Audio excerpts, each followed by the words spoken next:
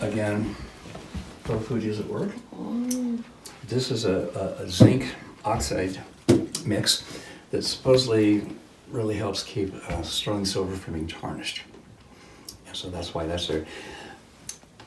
This tile, of course, goes back a long, long way.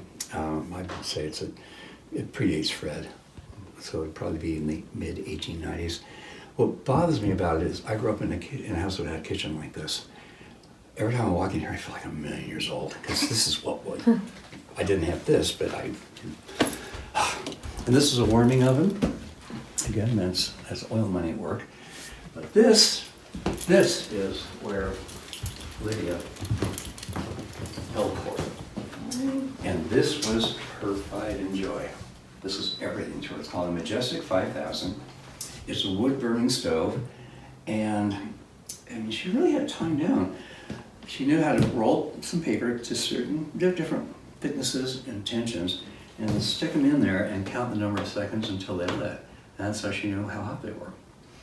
This was important because she cooked, obviously, 3 squares a day for the Bixby family, but also their guests, and I could do lots of them. And they had a neat deal with the workers. If you were married and you had one of those houses down the street, breakfast, lunch, and dinner, well, it's your problem. But if you weren't married, you could come up here and she would make you breakfast, lunch, and dinner. So you're looking at maybe up to, on Sundays, maybe 100 meals. And she had lots of help. Actually not, well, I think there were 4 here, because you wouldn't be able to fit anyone else in here. But she cranked that on this.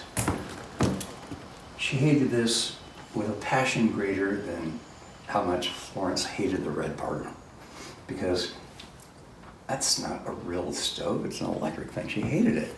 And this came in the late 30s, this in the early 40s, and she would have nothing to do with them. This was her baby. And this is where a worker would come up several times a day and pile that high with wood, and off you went. So the day came when the guy retired, and that meant no more wood, which meant no more this. And so Florence just said, I'm retired. And she walked, rather than have to use that horrible thing. Yeah. But this is all the original stuff. Believe it or not, that's a pressure cooker. It's just like an Instant Pot, except this thing can kill you. Other than that, it's the same thing. And these are all Faux Fuji's things. These take 5 hours to make. They're actually plaster infused with cinnamon. That's why you smell the cinnamon in here.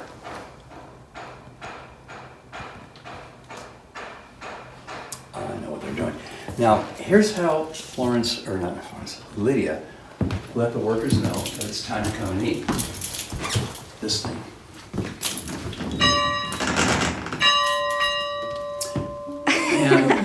And I've seen pictures of her, and she's wearing, kind of the blousy outfits of the day, but I swear, if she had her sleeves rolled up, she'd have biceps like Popeye.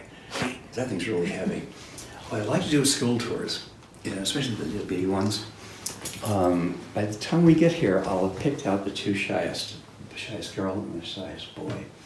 And I'll say, okay, I need 2 volunteers, and you, and okay, I'll walk up like this. And typically, the little boy will push a little bit ahead of the girl.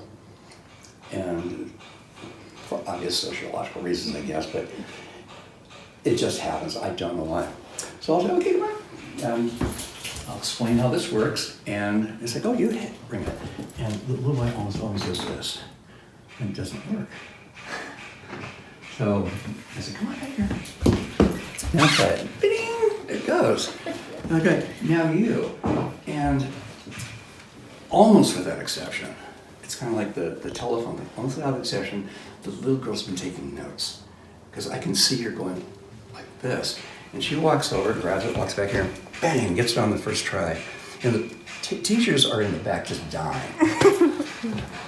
And she's very proud to see that. But these are all the original colors that would have been here in Florence's day and in Lydia's day. And we'll go into that next room.